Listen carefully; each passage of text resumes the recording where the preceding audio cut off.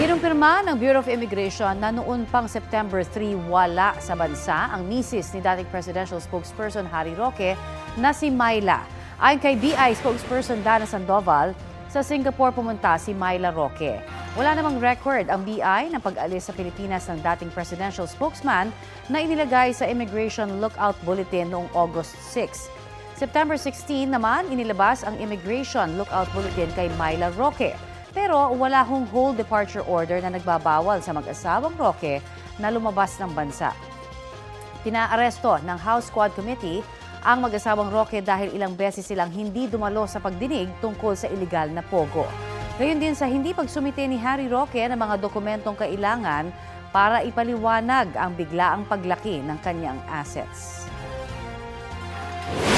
Pino na naman ni dating presidential spokesperson Harry Roque ang pagpapaaresto ng House Quad Committee sa kanyang asawa na si Myla.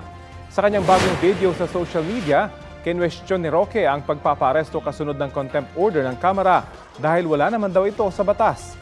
Hindi rin daw ito mandato ng legislative branch ng gobyerno. Iginit din ni Roque na hindi siya pugante dahil wala naman daw siyang nilabag na batas. Wala pang sagot dito ang Quadcom.